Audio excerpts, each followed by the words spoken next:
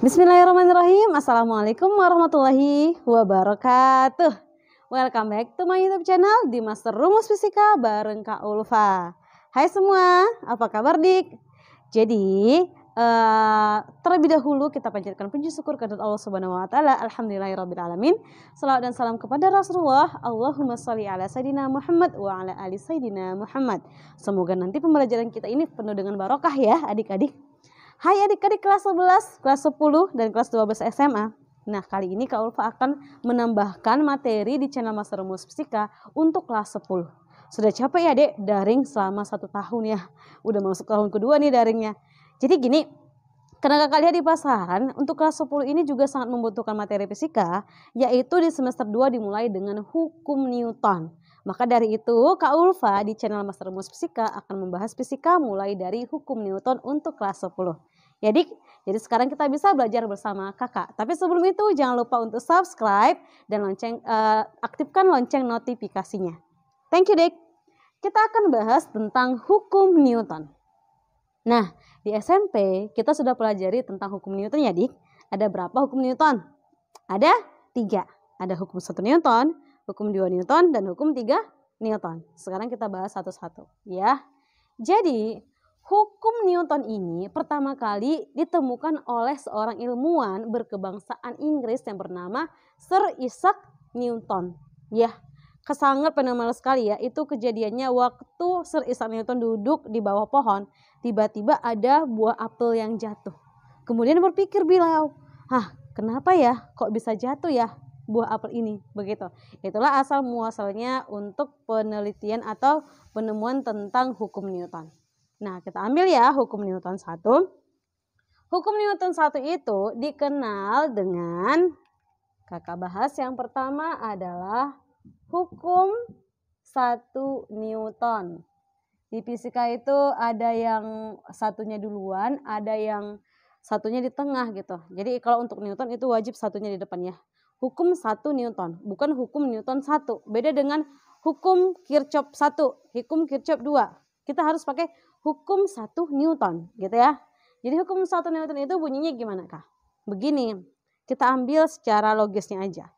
Kalau benda diam, maka selama tidak ada yang mengganggu benda ini, maka benda akan tetap diam. Ini misal nih, ini kan spidol nih. Kalau kakak letakin begini aja, tak ada gaya yang mempengaruhinya, maka dia akan tetap diam. Tapi kalau misalkan kita anggap di sini ada suatu kipas angin. Anggap saja lah ya, kipas angin berputar. Selama tidak kita hentikan ini kipas angin, maka dia tidak akan berhenti. Nah, jadi hukum 1 Newton itu dikenal sebagai hukum kelembaman atau inersia. Bunyinya seperti ini. Suatu benda dalam keadaan diam akan tetap diam selama tidak ada gaya yang mempengaruhinya. Atau benda yang bergerak akan terus bergerak beraturan selama tidak ada gaya yang menghentikannya. Itu dikenal dengan hukum 1 Newton ya. Jadi kakak buat di sini bahwa hukum 1 Newton ini bunyinya adalah suatu benda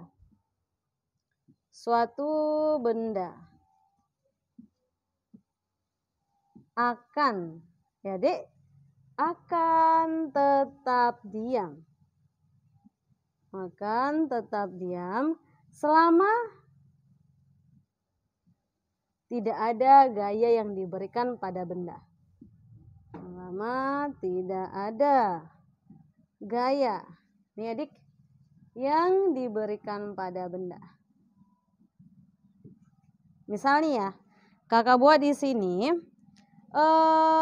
suatu benda.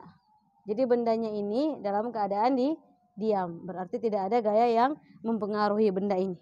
Maka selama tidak ada gaya yang mempengaruhinya, maka dia akan tetap diam. Jadi kakak bikin di sini sigma F sama dengan 0. Nah ini sigma F sama dengan 0 seperti itu. Tapi begini, kita harus membahas dulu, kak. Di sini kan ada keluar kata-kata gaya kak. Definisi dari hukum 1 Newton tadi kan selama tidak ada gaya yang menghentikannya, maka dia tidak akan berhenti. Atau selama tidak ada gaya yang diberikan, maka dia tidak akan bergerak seperti itu. Jadi kak, kalau misalkan arti gaya itu sebenarnya apa? Nah, inilah yang diamati oleh Pak Newton. Gaya. Jadi kakak ambil di sini gaya. Gaya itu apa sih kak? Gaya itu adalah fashion. Bukan ya, Dek.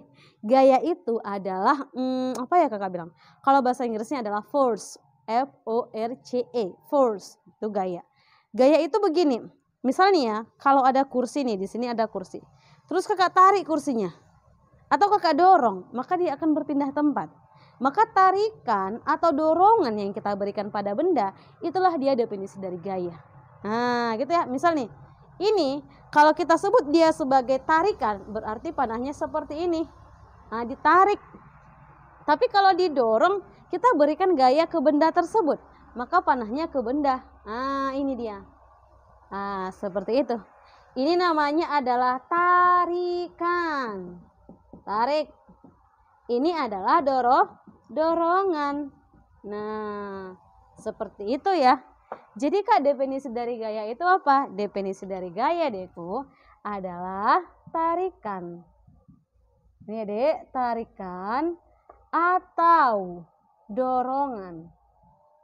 Tarikan atau dorongan yang diberikan pada benda.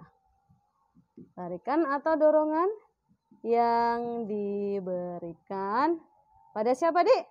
Pada benda. Nah, itulah definisi gaya. Jadi Dek, setidaknya kelas 10 sekarang udah tahu lah ya definisi dari gaya. Nanti definisi gaya itu apa? Nggak tahu, fisika gitu-gitu aja. Kakak mohon untuk tahu ya, konsepnya gampang. Tarikan atau dorongan, itulah definisi dari gaya. Nah, jadi tadi Pak Newton menyatakan suatu benda ini akan tetap diam selama tidak ada gaya yang mempengaruhinya. Maka sigma F-nya sama dengan 0. Arti 0 itu dalam keadaan diam. Gitu ya, berarti tidak ada gaya yang mempengaruhinya. Kak, definisi 0 itu apa lagi Kak selain tidak ada gaya yang mempengaruhi? Misalnya seperti ini.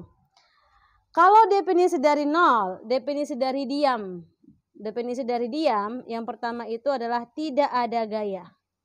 Tidak ada gaya. Definisi yang kedua itu dalam keadaan seimbang. Wow, dalam keadaan seimbang. Bagaimana itu Kak? Begini deh. Misalnya ya, Kakak buat di sini definisi dari diam tadi kan yang pertama tidak ada gaya. Yang kedua Kakak buat di sini definisinya adalah gambarannya seperti ini. Warna hitam ini ya, Kakak bikin tintanya. Ini benda. Benda ini ditarik ke kanan dengan gaya sebesar 4 Newton. 4 Newton. Lalu ditarik ke kiri dengan gaya sebesar 4 Newton. Nah, kira-kira nih ilustrasinya seperti ini.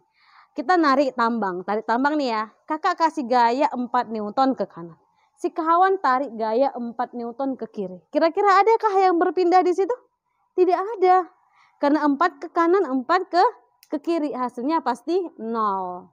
Ya, berarti dia dalam keadaan seimbang, balance antara kiri dan kanan. Gitu ya. Jadi Kakak bikin di sini dalam keadaan seimbang. Dalam keadaan apa Dekku? Keadaan seimbang. Misal gini kan, kalau gambar yang ini. Berarti dari gambar ini kita ibaratkan sigma F-nya itu adalah 4 dikurang 4 sama dengan 0. Makanya dia dalam keadaan seimbang. Itu definisinya juga adalah diam. Sigma F sama dengan 0. Gitu. Jelas ya untuk hukum 1 Newton. Lalu gini Kak. Kalau di hukum 1 Newton kan Kak, kalau katanya itu benda diam maka terus akan diam. Terus benda bergerak maka akan terus bergerak selama tidak ada gaya yang menghentikan. Jadi penerapannya di kehidupan sehari-hari Kak yang kita rasakan di mana ya? Yang kita rasakan Dekku itu ada pada saat kita naik kendaraan, sepeda motor contohnya. Waktu kita gas sepeda motor maka badan kita akan ya kan? Dia ke belakang. Kenapa? Karena kita cenderung mempertahankan keadaan kita ini. Cenderung mempertahankan keadaan. Atau tiba-tiba digas. Ini nih ya, tiba-tiba direm. Nah gitu ya badan kita ya memberikan respon. Itu berarti kita cenderung mempertahankan keadaan kita. Makanya hukum 1 Newton itu dikenal dengan hukum inersia atau kelembaman. Jadi di sini bisa ya. Baik.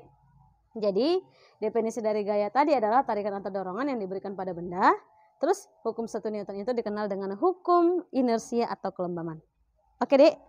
Sekarang kita masuk ke hukum 2 Newton. Hukum 2 Newton. Perhatikan. Kita masuk ke hukum 2 Newton. Nah, seperti ini.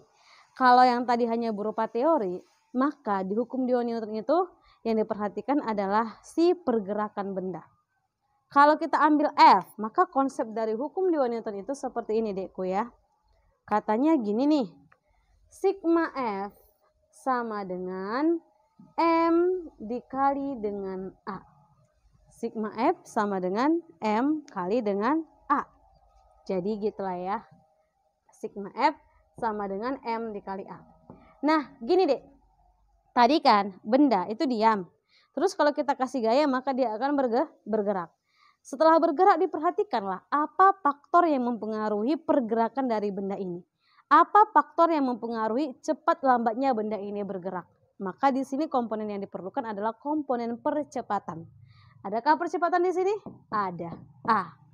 Sebelum kita lanjutkan penjabaran rumusnya, kakak buat dulu untuk F-nya ya, Dek. F itu adalah gaya. F itu adalah gaya. Satuan gaya adalah Newton. Kemudian di sini ada M, Dek. M-nya ini adalah massa. Satuan massa apa? Satuan massa adalah kilogram. Dan A itu adalah percepatan. Maka satuan dari percepatan adalah M per S kuadrat. Apa tadi yang perlu kita tekankan di hukum 2 Newton? Jadi di hukum 2 Newton itu yang paling perlu kita tekankan adalah pergerakan si benda. Cepat lambatnya dipengaruhi apa gitu. Misalnya ya, tadi kan sepeda motor tuh. Atau sepeda aja lah kita anggap. Sepeda ini kalau gayanya kita berikan lebih besar, maka pergerakannya kencang. A-nya besar. Tapi kalau misalkan gayanya besar tapi bebannya berbeda, ada 2 sepeda. Sepeda satu gayanya 100 Newton, sepeda kedua gayanya 100 Newton. Tapi sepeda satu ini masanya itu adalah 200 kilo. Sedangkan ini masanya hanya 50 kilo. Kira-kira yang paling kencang siapa? Yang B. Karena masanya lebih kecil. Dah di sini dia letaknya. Nah, kita jabarkan ya. Maka kalau kita jabarkan, A itu sama dengan sigma F dibagi dengan M. A sama dengan sigma F dibagi dengan M. Ini kakak buat ya. A sama dengan sigma F dibagi dengan M. Seperti itu. Artinya apa sih Kak ini? Kenapa harus dibolak-balik? Father and mother. Fathernya di atas, mothernya di bawah. Ada anak. Gitu ya kan Dek? Jadi gini gampangnya. Ini kakak buat seperti ini supaya tahu. A itu berbanding lurus dengan siapa? Berbanding terbalik dengan siapa? Gitu. Perhatikan. A. Percepatan itu akan besar jika F-nya besar. Pergerakan sepeda motor itu kencang tadi kalau gaya yang diberikan besar. Gitu ya. Jadi kakak tuliskan bahwa A-nya ini sebanding dengan F. Ini dibacaannya sebanding. Bacanya apa Dekku? Sebanding. Apa sih Kak arti sebanding di sini? Gini Dek. Jika A-nya besar, maka F-nya juga pasti besar. Itu arti sebanding. Kalau ini berbanding terbalik, maka A berbanding terbalik dengan M. Nah, berbanding terbalik dengan M. Maka ini artinya A ini berbanding terbalik. Terbalik ya. A berbanding terbalik dengan M. Artinya kalau A-nya besar, maka massa yang dia tanggung itu pasti kecil. Tadi kan ada massanya 200 kilo. Terus ada lagi yang massanya 50. Kalau gaya yang diberikan itu sama, mana lebih kencang? Lebih kencang itu massa yang paling kecil. Karena A-nya besar, maka M-nya itu pasti kecil. Itulah dia perbandingannya, Deko. Bisa ya? Ingat, catatannya di sini ada kata-kata A. A itu adalah percepatan. Ingat di pelajaran semester 1-nya, Dekku, bahwa percepatan itu adalah perubahan kecepatan dibagi dengan waktu. Jadi kalau ada perubahan kecepatan itu kan artinya kecepatannya tidak konstan ya. Kalau kecepatan tidak konstan berarti dia harus pakai konsep GLBB. Masih ingat? Masih ingat ya? Nah, jadi kan kakak bilang tadi A dengan M itu sangat berpengaruh terhadap F-nya. Atau M dengan F itu berpengaruh terhadap A-nya. A berbanding lurus dengan F, A berbanding terbalik dengan M. Nah, karena ada di sini A itu adalah percepatan, sedangkan definisi percepatan itu adalah perubahan kecepatan, maka kita kembalikan ke GLBB. Jangan lupa ya persamaan GLBB. Ingat, fisika itu hanya membahas tentang pergerakan. Nah, pergerakan itu disebut mekanika. Mekanika itu tidak lepas dari 3 persamaan umum GLBB. Wajib tuh hafal tuh, ya. Jadi kakak bikin nih di sini ya. Yang pertama, persamaan umum GLBB itu adalah, perhatikan dekku, Vt sama dengan V0 ditambah A dikali dengan T. Kalau kakak sih ngapalnya POAT gitu. POAT. Nah, itu ya. Yang kedua, ingat setelah dia tunggal berarti ada yang berkuadrat. Vt kuadrat sama dengan V0 kuadrat ditambah 2 kali A kali dengan S. Begitu? Yang ketiga ada S. S-nya sama dengan V0T ditambah dengan setengah A T kuadrat. Ini persamaan umum yang wajib diketahui untuk belajar ilmu-ilmu fisika lebih lanjut lagi. Ya, kakak kasih keterangan di pelajaran kelas 10 semester 1 ini sudah dibahas ya, bahwa V0 itu adalah kecepatan mula-mula, satuannya tetap meter per sekon, dan Vt itu adalah kecepatan akhir yang satuannya juga sama ya dekku, meter per sekon. S di situ adalah jarak. Ayo, satuan jarak apa? Meter. Kemudian T di situ adalah waktu. Satuan waktu apa? Sekon. Ada apa lagi di situ, Dek? Ada A ya? A itu dekku adalah percepatan. Nah, percepatan udah kita bahas tadi ya. Satuannya adalah meter per sekon kuadrat. Seperti itu. Bisa ya? Nah, ini masih 2 hukum. Ada satu lagi. Jadi kan hukum Newton itu ada 3. Hukum 1 Newton, hukum 2 Newton, hukum 3 Newton. Hukum 3 Newton itu sangat gampang sekali sih, Dek. Jadi kakak misalkan kita hapus dulu ya. Baik, kita akan masuk ke hukum 3 Newton. Kita tuliskan di sini hukum 3 Newton. Oke dekku ya. Hukum 1 Newton tadi adalah sigma F sama dengan 0. Hukum 2 Newton adalah sigma F sama dengan M kali A. Dan hukum 3 Newton itu bunyinya, ada aksi maka akan ada reaksi. Kalau kita pengen dicintai, kita harus mencintai dulu. Kalau kita mau menuai, maka kita harus menanam dulu. Dituntut melakukan reaksi dulu, baru kita dapat reaksi. Itu hukum 3 Newton. Dan di kehidupan sehari-hari sudah sepatutnya itu sering kita terapkan. Ya, ingin dibuat orang baik terhadap kita, kita harus berbuat baik dulu terhadap orang lain. Gitu kan? Berarti dituntut untuk melakukan duluan. Itu ya. Jadi kakak bikin di sini, hukum 3 Newton adalah sigma F aksi. Bukan faksi ya dekku. F aksi, gaya yang kita berikan, aksi. Maka kita akan mendapatkan gaya kembali atau disebut sebagai reaksi, tapi dari arah yang berlawanan. Misalnya ya, kakak lempar nih, ada nih ya bola kasti nih, kakak lemparkan ke dinding, tap, maka nanti bolanya akan mantul kan, maka dia memberikan gaya balik ke kita dengan arah yang berbeda. Nah, seperti itu juga di kehidupan sehari-hari. Misal kita pakai sepeda nih ya, kakak diam di sini, ada sepeda. Terus kakak dorong nih dinding, tep, nanti kakak akan dapat gaya ke belakang, gitu ya. Nah, atau waktu kita menembak pakai senapan, saat peluru keluar, maka badan kita akan tertolak ke belakang, ya kan? Nah, itulah dikatakan sebagai hukum 3 Newton. Gaya yang kita berikan, gaya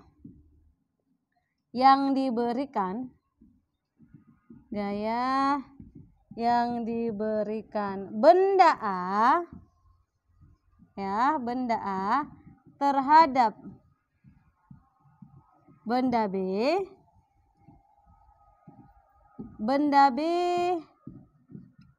ya, benda B akan mendapatkan gaya.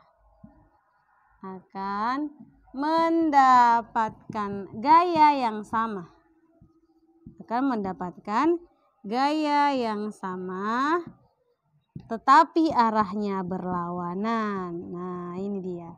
Tetapi arahnya apa, Dik? Arahnya berlawanan. Nah, ini. Tetapi arahnya berlawanan. Seperti itu untuk hukum 3 Newton. Penerapannya banyak di kehidupan sehari-hari. Saat kakak dorong dinding, saat kakak pakai sepeda, maka sepeda kan akan terdorong ke kiri.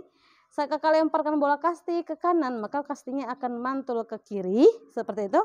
Maka kita simpulkan setiap ada aksi, pasti ada reaksi. Gitu ya, Dik. Oke, kalau menurut kalian video kakak ini bermanfaat, jangan lupa untuk dukung channel kakak dengan cara like, komen, dan subscribe. Serta bagikan link kakak sebanyak-banyaknya. Semoga menjadi wasilah ilmu atau amal jariah buat kita. Sampai di sini, assalamualaikum warahmatullahi wabarakatuh.